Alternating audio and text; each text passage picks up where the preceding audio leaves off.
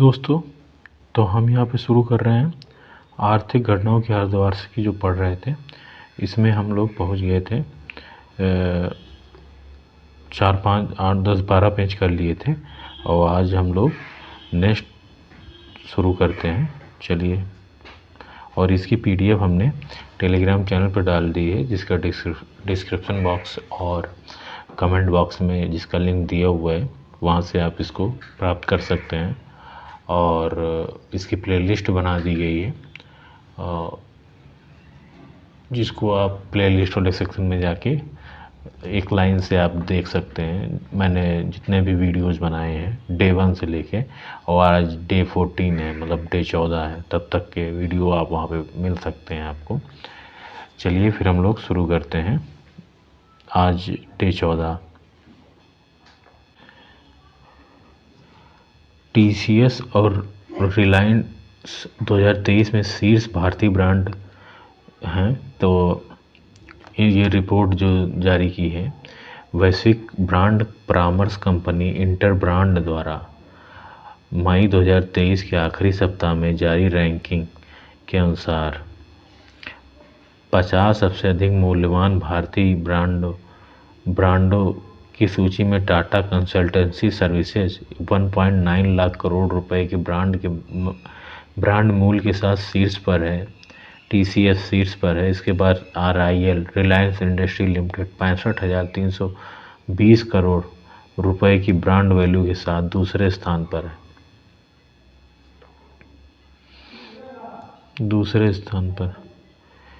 ठीक है। सूचना प्रौद्योगिकी कंपनी इन्फोसिस 53,323 करोड़ की ब्रांड मूल्य के साथ तीसरे स्थान पर है। इन्फोसिस तीसरे स्थान पर, HDFC चौथे और रिलायंस डिजिटल इकाई जियो 5वें स्थान पर है। शीर्ष 10 में शामिल अन्य ब्रांड में एयरटेल, जीवन बीमा निगम, LIC, महिंद्रा, भारतीय स्टेट बैंक, ICICI बैंक हैं। ठीक है। इस बार सूची में शामिल सभी कंपनियों का संयुक्त मूल्यांकन 100 अरब डॉलर के आंकड़े पर पहुंच गया है। यह पिछले दशक की तुलना में 167% अधिक है। निजी क्षेत्र की भारत की सबसे मूल्यवान कंपनियों की हुरून सूची 2022 जारी की गई है। बरगंडी प्राइवेट के साथ मिलकर हुरून इंडिया ने 20 जून 2023 को निजी क्षेत्र की सबसे मूल्यवान भारतीय कंपनियों की सूची जारी की। इस सूची में रिलायंस इंडस्ट्री 16.3 लाख करोड़ रुपए की वैल्यू के साथ देश की टॉप 500 कंपनियों की सूची में सबसे ऊपर है। इस सूची में 6 महीने की अवधि के दौरान शीर्ष 500 भारतीय कंपनियों के मूल्य में बदलाव को ट्रैक करती है। ठीक है। 11.8 लाख करोड़ रुपए के बाजार मूल्य के साथ टाटा कंसल्टेंसी सर्विसेज दूसरे स्थान पर रही। इसके बाद HDFC बैंक 9.4 लाख करोड़ रुपए के बाजार मूल्य के साथ तीसरे स्थान पर है। भारत में 500 सबसे मूल्यवान कंपनियों के कुल मूल्य में 6.4% की मामूली कमी आई। कंपनियों ने सेंसेक्स और अन्य वैश्विक सूचकांकों की तुलना में कमजोर प्रदर्शन किया। इस सूची के अनुसार अडानी ग्रुप का मूल्य 52% या 10,25,955 करोड़ रुपए कम हो गए। हुरून सूची में भारत की 10 सबसे मूल्यवान कंपनियों की अगर हम बात करें तो टॉप पे रिलायंस इंडस्ट्री है, फिर टाटा कंसल्टेंसी सर्विसेज है, फिर HDFC बैंक है, फिर ICICI बैंक है, फिर 5वें पे ITC है, 6ठे पे इन्फोसिस है, 7वें पे HDFC है, 8वें पे भारतीय एयरटेल है, 9वें पे कोटक महिंद्रा बैंक है, 10वें पर L&T लार्सन एंड टुब्रो जो है। भारत के रक्षा निर्यात में 9 वर्ष में 23 गुना बढ़ोतरी हुई है। रक्षा निर्यात में पिछले 9 वर्ष में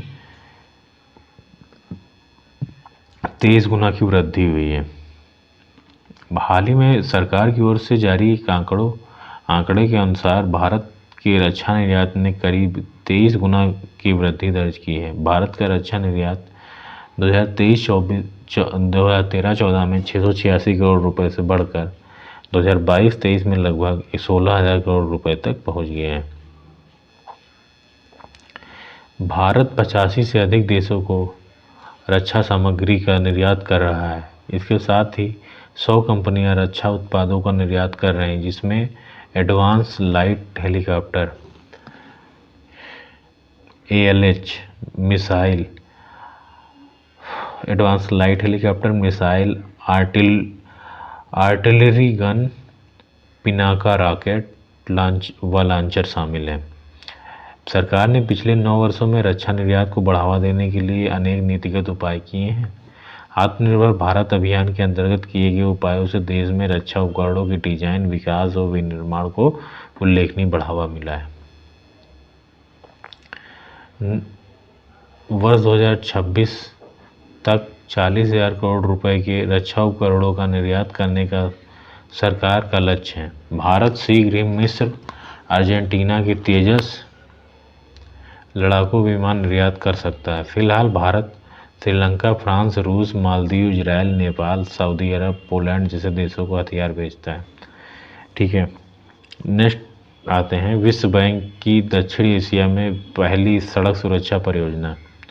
वर्ल्ड बैंक की दक्षिण एशिया में पहली सड़क सुरक्षा परियोजना। वर्ल्ड बैंक ने 14 जून 2023 को बांग्लादेश में 358 मिलियन अमेरिकी डॉलर के वित्त पोषण समझौते के साथ दक्षिण एशिया में अपनी पहली समर्पित सड़क सुरक्षा परियोजना शुरू की। दक्षिण एशिया में अपनी पहली समर्पित सड़क सुरक्षा परियोजना शुरू की। यह परियोजना सड़क सुरक्षा में सुधार लाने और चयनित शहरों, उच्च जोखिम वाले राजमार्गों और जिला सड़कों में सड़क दुर्घटनाओं से होने वाली मौतों और चोटों को कम करने का प्रयास करती है। यह परियोजना बांग्लादेश में 2 राष्ट्रीय राजमार्गों गाजीपुर एलंगा N4 जिसको बोलते हैं, नाटौर नवाबगंज N6 पर केंद्रित रहेगी। परियोजना का उद्देश्य इन 2 राजमार्गों पर सड़क यातायात से होने वाली मौतों से 30% से अधिक की कमी लाना है। बांग्लादेश के 5 प्रभागों ढाका, खुलना, राजशाही, रंगपुर, मेमनसिंह में सुरक्षित सड़क वातावरण बनाना है। इन सुधारों में सड़क चिन्ह, divider, footpath, zebra crossing, speed breaker की स्थापना शामिल होगी। ONGC और रेल विकास निगम को नवरत्न कंपनी का दर्जा दिया गया है। ठीक है, ONGC और रेल विकास निगम को नवरत्न कंपनी का दर्जा दिया गया है। फिर ONGC और रेल विकास निगम को नवरत्न कंपनी का दर्जा दिया गया है। ONGC विदेश लिमिटेड को अगस्त 2023 तथा रेल मंत्रालय के उपक्रम rail Vikas Nigam limited RVNL को नवरत्न कंपनी का दर्जा मई 2023 में दिया गया। इससे पूर्व RVNL को सितंबर 2013 में मिनी रत्न कंपनी का दर्जा मिला था। सार्वजनिक क्षेत्र की RVNL कंपनी की अधिकृत शेयर पूंजी 3,000 करोड़ रुपए है, जबकि चुकता पूंजी पेड अप कैपिटल 2,085 करोड़ रुपए है। यहाँ ONGC विदेश लिमिटेड ने वर्ष 2022-23 के लिए 11,676 करोड़ रुपए का वार्षिक कारोबार करते हुए 1,700 करोड़ रुपए का शुद्ध लाभ कमाया है। ONGC तेल एंड प्राकृतिक गैस कंपनी विदेश लिमिटेड अगस्त 2023 में नवरत्न कंपनी का दर्जा प्राप्त करने वाली 14वीं सार्वजनिक क्षेत्र की कंपनी बन गई। नवरत्न कंपनी का दर्जा मिलने के बाद इन कंपनियों को परिचालन के मामले में अपेक्षाकृत अधिक स्वायत्तता प्राप्त हो गई। इसके साथ ही इनकी वित्तीय स्वायत्तता और अधिकारों में भी वृद्धि हुई है। नवरत्न कंपनी को सरकार की पूर्वानुमति के बिना ही रुपए 1,000 करोड़ तक के निवेश स्वयं ही करने की अनुमति होती है। नवरत्न कंपनी की सरकार की पूर्वानुमति के बिना 1,000 करोड़ रुपए का निवेश करने की अनुमति होती है। साथ ही कंपनी का नेटवर्थ 15% किसी एक परियोजना के लिए अथवा नेटवर्थ का 30% पूरे वर्ष के दौरान 1000 करोड़ सीमा के भीतर ही बिना पूर्वानुमति के निवेश करने की अनुमति रहती है। नवरत्न कंपनी बनने से पूर्व कंपनी का स्टेटस मिनी रत्न का होना चाहिए। साथ ही इसके बोर्ड में 4 स्वतंत्र निदेशक होने आवश्यक है। रेल विकास निगम लिमिटेड और ओएनजीसी को नवरत्न कंपनी का दर्जा मिलने के बाद इस तरह की देश में नवरत्न कंपनियों की संख्या अब 14 हो गई। इनकी पूरी सूची अगर हम देखें तो भारत में जो 14 नवरत्न कंपनियां हैं तो उसमें है नाल्को, नेशनल एल्युमिनियम कंपनी, ठीक है, नाल्को है। एमटीएनएल है, Mahanagar telephone Nigam limited, MTNL. Bharat electronic limited, BEL. Bharatiya Nauvahan Nigam, Bharatiya Nauvahan Nigam, ठीक है। Hindustan aeronautics limited, HAL. Oil India limited, OIL. Rashtriya Ispat निगम लिमिटेड, आरआईएनएल, ठीक है। राष्ट्रीय खनिज विकास निगम लिमिटेड, राष्ट्रीय खनिज मतलब national mineral development council corporation, development corporation. Neyveli lignite limited, Neyveli lignite limited. National building construction corporation limited, NBCCL. Engineering India limited. Container corporation of India, container corporation of India. Rail Vikas Nigam limited, RVNL. ONGC Videsh limited, ठीक है।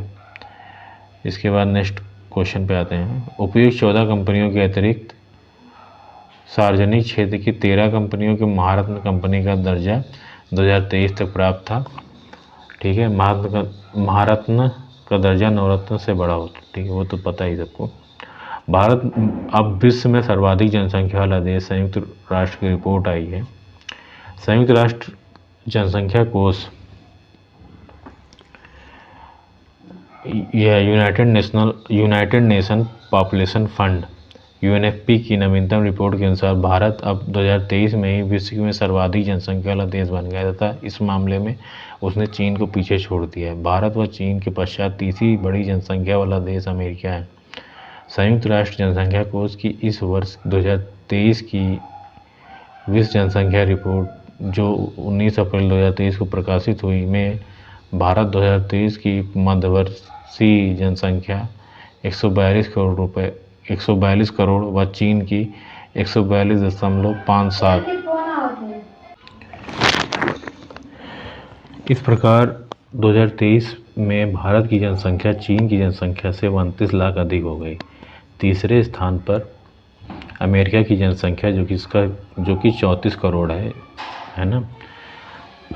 पहले के विभिन्न प्रक्षेपणों में इस दशक के अंत तक भारत की जनसंख्या चीन से अधिक होने का अनुमान था, किंतु चीन में प्रजनन दर में काफ़ी गिरावट आने के कारण इस वर्ष ही यह स्थिति उत्पन्न हो गई कि भारत की जनसंख्या चीन से आगे निकल गई। भारत 142.86 और 142.57 जो है चीन की जनसंख्या है। संयुक्त राष्ट्र जनसंख्या कोष विश्व जनसंख्या रिपोर्ट 2023 के अनुसार 2050 तक भारत की जनसंख्या जो है 166.8 करोड़ पहुंच जाएगी, जबकि चीन की जनसंख्या घटकर 131.17 करोड़ रह जाएगी। रिपोर्ट के अनुसार 2050 तक वैश्विक जनसंख्या में होने वाली वृद्धि में 50% योगदान 8 देशों का रहेगा, जिसमें कांगो, मिस्र, Ethiopia, Bharat, Nigeria, Pakistan, Philippines और तंजानिया का होगा। रिपोर्ट में विश्व के सर्वाधिक जनसंख्या वाले 5 देशों की गर्म स्थिति 2023 व 2060 के प्रक्षेपण के आधार पर इस प्रकार है कि चीन जो है इस प्रकार, इसको आप देखिएगा कि क्या स्थिति रहेगी। 2050 में भारत टॉप पे रहेगा, दूसरे पे चीन रहेगा, तीसरे पे नाइजीरिया आ जाएगा, चौथे पे अमेरिका हो जाएगा, पाँचवें पे पाकिस्तान, ठीक है। वैश्विक जनसंख्या 2022 में 8 अरब होने के पश्चात 2050 में 9.7 अरब तथा 2100 में 10-10.5 अरब होने का अनुमान है। ठीक है। रिपोर्ट के अनुसार भारत की जनसंख्या 2064 में वो अपने उच्चतम स्तर 170 करोड़ पर होगी, जिसकी बाद इसमें गिरावट प्रारंभ होगी और 2100 में 153 करोड़ के स्थिर स्तर पर पहुंच जाएगी। विश्व में औसत जीवन प्रत्याशा 72.8 वर्ष थी, जो 1990 की तुलना में 9 वर्ष अधिक थी। मृत्यु दर में आगे और गिरावट के चलते 2050 में औसत जीवन प्रत्याशा 77.2 वर्ष होने का पूर्वानुमान रिपोर्ट में व्यक्त किया गया है। फिर नेक्स्ट आते हैं लॉजिस्टिक परफॉर्मेंस इंडेक्स, जो वर्ल्ड बैंक ने जारी किया है। लॉजिस्टिक परफॉर्मेंस इंडेक्स 2023 जारी किया गया है और इस सूचकांक में शीर्ष स्थान सिंगापुर को मिला है, 4.3 स्कोर किया है। 4.2 स्कोर के साथ दूसरा स्थान फिनलैंड का है। तीसरे स्थान पर 4.1 के स्कोर के साथ 4 देश हैं इसमें। पहला सिंगापुर 4.3 है, फिर 4.2 फिनलैंड और 4.1 पे 4 देश हैं। डेनमार्क है, जर्मनी है, नीदरलैंड है, स्विट्ज़रलैंड है। इन चारों का तीसरा स्थान संयुक्त रूप से रिपोर्ट में दिया गया है। इसके पश्चात 4 स्कोर 6 देश हैं 4 स्कोर पे। ऑस्ट्रिया है, बेल्जियम है, कनाडा है, हांगकांग है, स्वीडन है, संयुक्त अरब अमीरात का है। यह सभी 6 देश संयुक्त रूप से 7वें स्थान पर हैं। ठीक है, ये आप देखिएगा एक्सप्लेनेशन यार इसको। लॉजिस्टिक के संदर्भ में देखिए, ये पहले पे कौन है, पहले से 7वें तक का ये स्थान दिन गए हैं इसमें। लॉजिस्टिक के संदर्भ में सरकार द्वारा अपनाई गई नीतियों के कारण इस मामले में भारत की स्थिति में काफ़ी सुधार हाल के वर्षों में हुआ है। वर्ल्ड बैंक की वर्ष 2023 की नवीनतम लॉजिस्टिक परफॉर्मेंस इंडेक्स रिपोर्ट में 139 देशों में 38वां स्थान भारत को प्राप्त हुआ है। 4 और भी देश 38वें स्थान पर हैं। भारत के स्कोर की अगर हम बात करें, इन 5 देशों के लिए लॉजिस्टिक परफॉर्मेंस इंडेक्स में 3.4 जो है अंक आकलित किया गया है। भारत इस इंडेक्स में 2014 में 54, 2018 में 44, इस तरह भारतीय प्रदर्शन में लगातार सुधार हुआ है। लॉजिस्टिक के मामले में बेहतर प्रदर्शन के लिए मोदी सरकार ने 2021 में प्रधानमंत्री गति शक्ति पहल की घोषणा की थी। बाद में 2022 में राष्ट्रीय लॉजिस्टिक नीति नेशनल लॉजिस्टिक पॉलिसी घोषित की गई थी। इन सभी नीतियों का उद्देश्य परिवहन संबंधी चुनौतियों को समाप्त करना, उत्पादित सामान को उसके गंतव्य तक तीव्र गति से पहुंचाना तथा विनिर्माण क्षेत्र के लिए समय और धन की बचत करना था। लॉजिस्टिक परफॉर्मेंस के मामले में भारत के बेहतर प्रदर्शन पर टिप्पणी करते हुए वर्ल्ड बैंक रिपोर्ट में कहा गया कि आधुनिकीकरण व डिजिटलीकरण के कारण भारत का प्रदर्शन बेहतर हुआ है। लॉजिस्टिक की स्थिति के मामले में सबसे निचला स्थान अफगानिस्तान व लीबिया का है, जिनका स्कोर 1.9 है। लीबिया अफगानिस्तान का 139 देशों में दोनों संयुक्त रूप से 138वें स्थान पर हैं। इनके ऊपर 137वां स्थान सोमालिया का है। ठीक है, सबसे नीचे जो है अफगानिस्तान और लीबिया हैं 138वें स्थान पर 1.9 का स्कोर। फिर देखते हैं यहाँ पे वर्ष 2023 की विश्व बैंक की इस रिपोर्ट में भारत का स्थान 3.4 स्कोर के साथ 4 अन्य देशों के साथ संयुक्त रूप से 38वां है। वहीं भारत के पड़ोसी देश 3.7 स्कोर के साथ चीन 19वें स्थान पर है, जबकि 2.8 स्कोर के साथ श्रीलंका 73 पे है। 2.6 के साथ बांग्लादेश 88वें स्थान पर है। 2.5 स्कोर के साथ भूटान 97 नंबर पर है। अन्य प्रमुख देशों में फ्रांस और जापान जहां संयुक्त रूप से 13वें स्थान पर है। अमेरिका 70वां स्थान है, ब्रिटेन का 19वां, सऊदी अरब का 38वां और रूस का 88वें स्थान पर है। लॉजिस्टिक की प्रभावशीलता का आकलन 6 मानकों के आधार पर किया जाता है। इस प्रकार यहाँ पे प्रमुख देशों की जो है लॉजिस्टिक इंडेक्स रैंक दी गई है और स्कोर दिया गया है। ठीक है, इनको मापन जो है सीमा शुल्क प्रदर्शन, आधारभूत संरचना की गुणवत्ता, शिपमेंट की सुलभ व्यवस्था, लॉजिस्टिक सेवाओं की गुणवत्ता, भेजी गई वस्तु की ट्रैकिंग और अनुरेखण तथा शिपमेंट के समयबद्धता के आधार पर किया जाता है। नेक्स्ट आते हैं 2022-23 में देश में खाद्यान्न उत्पादन में तीसरे अग्रिम अनुमानित किए गए हैं। फसल 2022-23 के दौरान भारत देश में प्रमुख कृषिगत उपजों के तीसरे अग्रिम अनुमान किसान कल्याण मंत्रालय द्वारा 25 मई 2023 को जारी किए गए। इससे पूर्व 14 फरवरी 2023 को दूसरे अग्रिम अनुमान तथा 22 सितंबर 2022 को पहले कृषि उपजों का अग्रिम अनुमान जारी किया गया था। मई 2023 में जारी तीसरे अग्रिम अनुमान के अनुसार 2022-23 में गेहूं, चावल और मक्का सहित खाद्यान्न के कुल उत्पादन में अब तक रिकॉर्ड स्तर पर अनुमानित किया गया है। तिलहनों का उत्पादन इस वर्ष रिकॉर्ड स्तर पर अनुमानित है तथा अन्य अधिकांश उपजों के उत्पादन में पूर्व वर्ष 2021-22 की तुलना में वृद्धि 2022-23 में दर्ज की गई। तीसरे अग्रिम अनुमानों के तहत 2022-23 में प्रमुख फसलों के उत्पादन अनुमान इस प्रकार है। कुल खाद्यान्न 330 मिलियन टन, चावल 135 मिलियन टन, गेहूं 112 मिलियन टन, बाजरा 11.17 मिलियन टन, मोटे अनाज या पौष्टिक अनाज 54 मिलियन टन, मक्का 35 मिलियन टन, दलहन 27 मिलियन टन, अरहर 4 मिलियन टन, चना 13-13.5 मिलियन टन, मूंग 3.75 लाख टन करीब 4 लाख टन, तिलहन 41 मिलियन टन, सोयाबीन 14 मिलियन करीब 15 million ton, rapeseed 12.5 million ton. ठीक है, मूंगफली 10 मिलियन टन, कपास 14 मिलियन टन गांठें। ठीक है, जूट एवं मेस्ता 9.49 मिलियन टन, गन्ना 494 मिलियन टन।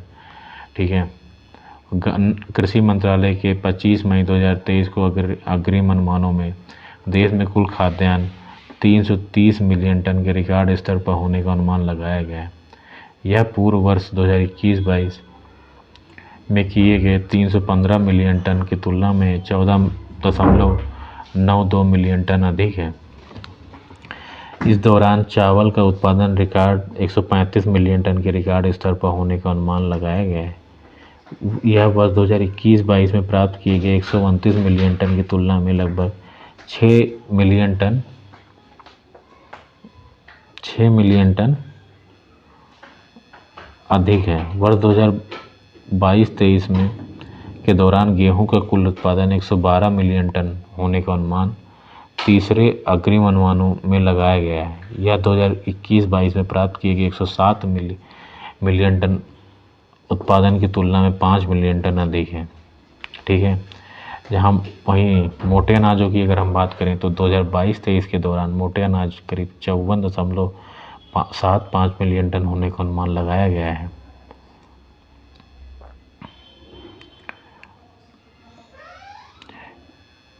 यह 21-22 में 51.10 मिलियन टन का उत्पादन हुआ था, जो कि 3.65 मिलियन टन अधिक है। तीसरे अग्रिम अनुमानों में 2022-23 के दौरान दालों का कुल उत्पादन 27.5 मिलियन टन अनुमानित है। यह पूर्व वर्ष 2021-22 में प्राप्त किए गए 27.30 मिलियन टन की तुलना में लगभग 2 लाख टन अधिक है। 2022-23 के दौरान तिलहनों का कुल उत्पादन 41 मिलियन टन अनुमानित है। यह पूर्व वर्ष 2021-22 में प्राप्त किए गए करीब 38 मिलियन टन उत्पादन की तुलना में 3.04 मिलियन टन अधिक है। 2022-23 के दौरान गन्ने के कुल उत्पादन रिकॉर्ड 494 मिलियन टन होने का अनुमान लगाया गया है। यह 2021-22 में प्राप्त किए गए 439 मिलियन टन उत्पादन की तुलना में 54.80 मिलियन टन अधिक है। 2022-23 के दौरान कपास का उत्पादन 2022-23 के दौरान कपास का उत्पादन 34 मिलियन गांठ होने का अनुमान है, जो इस वर्ष 2021-22 में प्राप्त की गई 31 मिलियन गांठ से 3.23 मिलियन गांठ अधिक है। 22-23 के दौरान जूट एवं मेस्ता का उत्पादन 9.49 मिलियन गांठ अनुमानित है, जो 21-22 में उत्पादित